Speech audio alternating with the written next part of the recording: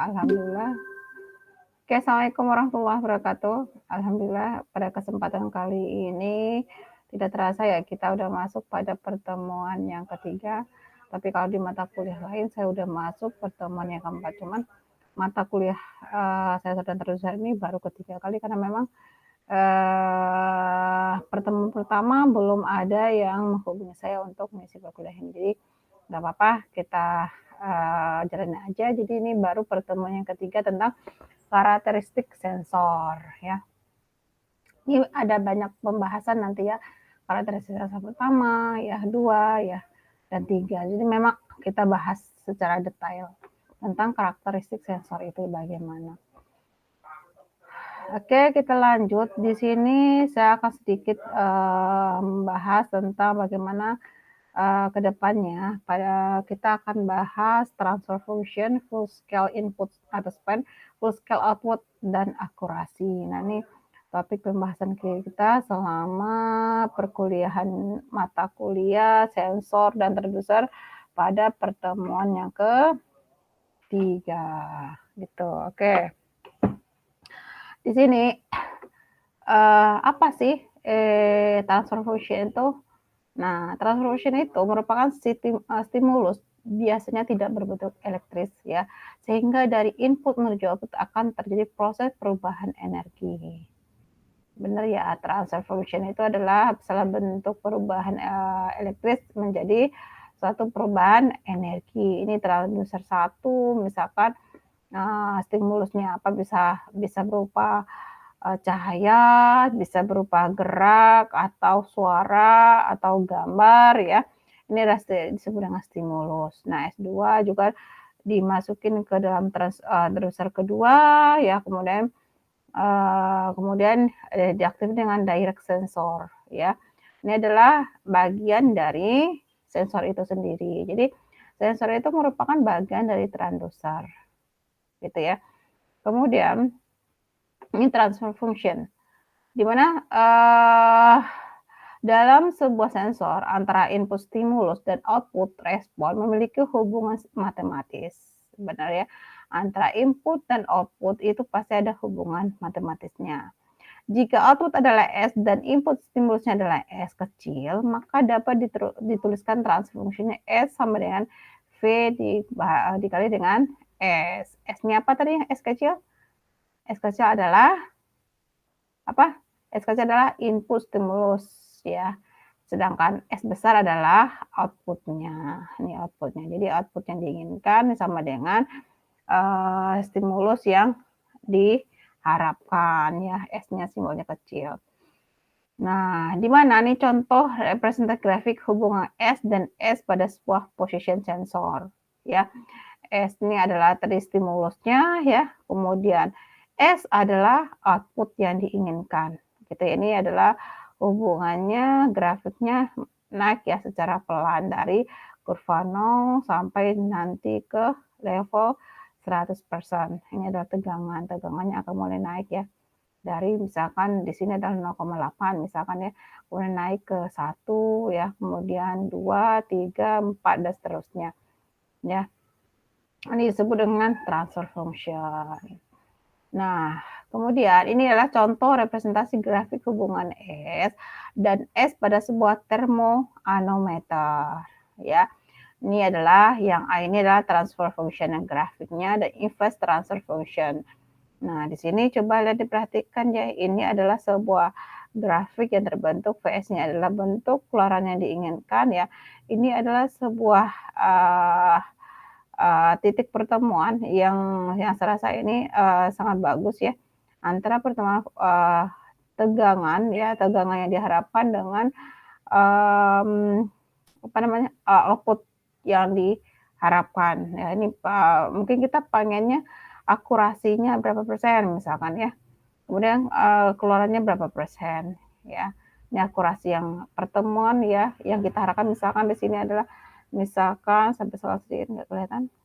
Nah, ini adalah misalkan ini adalah 0,8 gitu ya. Kemudian ini adalah waktu yang dibutuhkan ya. Ini ya, misalkan ini adalah misalkan 700 misalkan ya. Nah ini. Ini adalah VS output yang diinginkan. Ini juga begitu ya. Jadi ini adalah sebuah inverse transfer function, di mana ini adalah tegangan yang diharapkan. Kemudian kita pengen titik pertemuannya adalah misalkan di sini adalah 600 gitu ya. Kemudian adalah tegangan yang kita inginkan, misalnya tegangan yang didapatkan misalkan 0,5 atau 0,8 misalkan ya. Nah ini ya. Kemudian transfer function. Bagaimana cara mendapatkan transfer function? Dengan ada 6 cara. Yang pertama, mathematical model, function approximation, polynomial approximation, linear piecewise approximation, spline interpolation, multidimension transfer function ya. Jadi ada 6 cara ya untuk mendapatkan transfer function. Nah, kemudian ini adalah contoh pengaturan kecepatan motor DC. Ini adalah input pengaturan kecepatan motor yang kita harapkan bagaimana. Ini adalah motor DC yang akan dikontrol ya, kecepatan aktualnya berapa.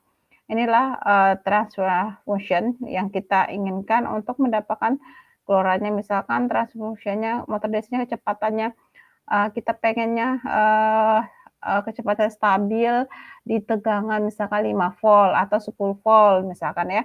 Nah ini dia akan selalu diinterpretasikan ini adalah dengan model matematik ya. Kemudian kalau belum akurat dia akan terus menginputkan, kemudian sampai tegangannya sesuai dengan apa yang diharapkan. Ini adalah PID controller ya. PID controller yang akan mengarahkan ya apakah ini udah sesuai atau belum ya. Kalau udah sesuai dia akan langsung ke keluarannya. Ini adalah kecepatan yang diinginkan berapa ya. Nah ini kalau ini kan dia tidak menggunakan transformation dulu, dia langsung ya.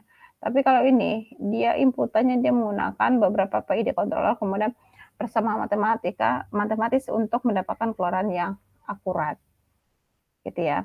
Nah kemudian step-stepnya mungkin apa tahap-tahapannya akan kita lakukan ya. Nah, untuk mendapatkan keluaran yang stabil tadi. Nah kemudian full scale input atau SPAN ya. SPAN merepresentasikan nilai maksimum stimulus yang dapat diberikan kepada sensor tanpa mempengaruhi akurasi sensor ya. Ini hanya stimulus tapi tidak mempengaruhi akurasi sensor. Ya cuma stimulus saja, mungkin berapa cahaya atau gelombang gitu ya. Ini merupakan stimulus gitu ya. Kemudian ini berapa akurasinya tidak mempengaruhi akurasi dari sensor. Nah, kemudian di sini adalah full scale output (VS) atau disingkat dengan VSO. Merupakan perbedaan aljabar antara keluaran sinyal elektris yang diukur dengan masukan stimulus maksimum dan masukan stimulus yang terendah yang diterapkan. Ini yang diharapkan. Misalkan kita VSO-nya kita mengharapkan tegangan keluarnya stabil di tegangan misalkan 10 volt ya. Nah, yang berfungsi VSO ini ya, dia bagaimana dia mengeluarkan tegangan yang stabil ketika misalkan 10 volt gitu ya. Jadi dia akan berusaha untuk mencari kestabilan gitu ya. Nah, ideal transfer function misalnya idealnya berapa ya. Kemudian ini specific accuracy limits. Ini akurasi yang toleransi yang diizinkan ya. Real transfer function. Nah, ini adalah pengukuran yang asli. Tapi kalau masih dalam keadaan di dalam kurva ini berarti dia masih sesuai dengan apa yang kita inginkan. Toleransinya berapa misalkan. Nah, itu. Kemudian di sini akurasi. Akurasi adalah seberapa tepat nilai stimulus dapat direpresentasikan. Dalam konteks akurasi, nilai yang sebenarnya dihitung adalah ketidakakuratan. Ya. Ketidakakuratan atau inakurasi adalah nilai deviasi atau penyimpangan terjauh yang dihasilkan oleh sensor dibandingkan nilai ideal atau nilai sebenarnya dari masukan stimulus. Nah ini ya akurasinya ya berapa, penyimpangan yang dihasilkan oleh sensor. Nah ini kan, misalkan sensornya itu hanya, misalkan toleransinya berapa persen ya, masih bisa dianggap, apa ya, dianggap dan bisa dilalui oleh, bagian output-nya, tapi masih di dalam, apa ya, keakurasian yang ada di sensor tersebut ya. Kemudian di sini ada akurasi ya. Ilustrasi sensor perpindahan linear menghasilkan output S ya, nilainya 1 milivolt. Setiap stimulus S perpindahan sejauh 1 milimeter, maka idealnya akan memiliki gravity transfer function berbentuk garis dengan kemiringan sensitivitas B sama dengan IM dikali V dibagi dengan IM ya. Kemudian IM-nya adalah arus milimeter ya. Ini arus milivolt misalkan ya. Nah itu. Namun pada prakteknya ketika diberikan S 10 milimeter ternyata menghasilkan S sama dengan 10,5. Berarti ada toleransi sekitar 0,5 milivolt ya. Dengan fungsi inverse maka didapatkan stimulus seharusnya adalah Sx sama dengan S dibagi dengan B. S-nya adalah ada apa? Input stimulus ya yang kita ingin yang terjadi ya ketika kita melakukan sebuah pengukuran misalkan. Nah, ini adalah 10,5 milivolt atau 1 milivolt per milivolt ya. Kemudian kita dibandingkan nilai aktual diperoleh adalah kesalahan perkiraan perbedaan oleh sensor yaitu sebesar Sx dikurangin S sama dengan 0,5 milivolt. Disebut sebagai kesalahan penyimpangan atau error. Benar ya? Misalkan data realnya adalah 10, sedangkan dari pengukuran adalah 0,5. Ini adalah penyimpangan atau error. Errornya adalah 0,5. Sensor itu pasti ada ininya, apa namanya itu, keakurasian errornya pasti ada. Tapi ya tergantung dari jenis sensornya juga sih sebenarnya. Gitu ya. Kemudian akurasi. Ya, ilustrasinya sehingga bila bisa dikatakan bahwa dalam 10 mm ketidakakuratan sensor adalah 0,5 mm atau bisa dikatakan bahwa ketidakakuratan sensor sebesar 0,5 dibagi dengan 10 atau 5% ya. Ketidakakurasinya. Hal ini memungkinkan adanya error lebih besar ketika penggeseran semakin jauh. Jika eksperimen dilakukan berulang dan hasilnya tetap saja memberikan error 5%, maka boleh disebut bahwa sensor memiliki error sistematis sebesar 5% sehingga 10 mm span ya. Pada kenyataannya error sistematis yang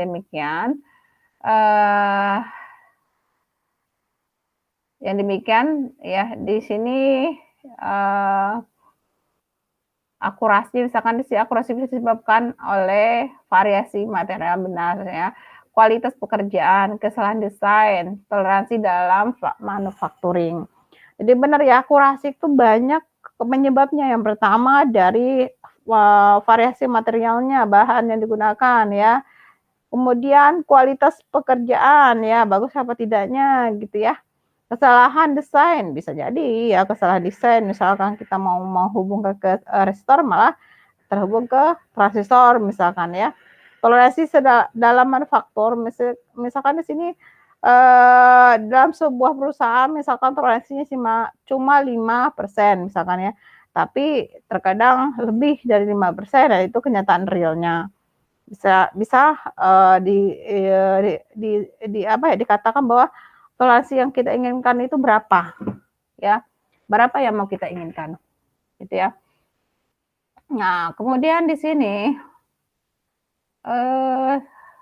nah ini mungkin slide-nya nggak banyak-banyak 15 ya. Jadi intinya akurasi ya dalam sebuah material ya tergantung dari beberapa hal. Yang pertama variasi material, kualitas pekerjaan, kesalahan desain, toleransi dalam manufakturnya berapa. Nah itu ya, jadi dapat disimpulkan bahwa kalau kita bahas ini toleransinya ada sekitar 5% ya. itu masih diizinkan ya. Ini ada sebuah contoh tadi ya, eee, bagaimana, transfer function itu ya bisa dioptimalkan karena memang, transducer ini bagian dari sensor. Oke, terasa cukup ya. Jadi, pada pertemuan kali ini mungkin, pertemuan ketiga ini memang kita lebih biar, harus lebih paham ya tentang, akurasi dalam sebuah sensor itu bagaimana sih sebenarnya ya. Sebenarnya toleransi yang diberikan itu tergantung dari tadi bahan yang pertama ya, pekerjaannya bagaimana, rapi atau tidak gitu ya. Jadi memang hal-hal yang sering kita lakukan ya, kalau di lab itu kan banyak tuh sensor-sensor yang ya sering kita gunakan untuk pekerjaan, atau praktek di lab juga banyak sebenarnya. Mungkin nanti lebih, pahamnya ketika kalian nanti melakukan praktikum ya, atau kalau nanti kalian bikin skripsi ya, skripsi yang berhubungan dengan penggunaan IC gitu ya. Mungkin keakurasiannya akan kita bisa lihat dari datasheet yang ada pada, komponen tersebut ya. Jadi kita harus bisa membaca. Ketika kita, belum bisa membaca dengan benar maka, eee, kesalahannya akan mungkin, banyak terjadi gitu ya. Memang sensornya adalah sebuah komponen aktif yang harus kita perhatikan ya, toleransinya berapa persen, kemudian apa karakteristik dari sebuah sensor itu tersebut. Jadi, mungkin nanti kita bertemu lagi ya dalam, mata kuliah ini juga ya, tapi kita lebih banyak diskusi. Ini cuman sekalian lebih ke penyampaian secara materi dulu, nanti di grup ya kita lebih banyak ke diskusi. Oke, serasa cukup ya mata kuliah pertemuan ketika sensor dan transducer ya. Mudah-mudahan kita ketemu lagi dalam pertemuan Google Meet nanti siang ya. Saya ucapkan wassalamualaikum warahmatullahi wabarakatuh.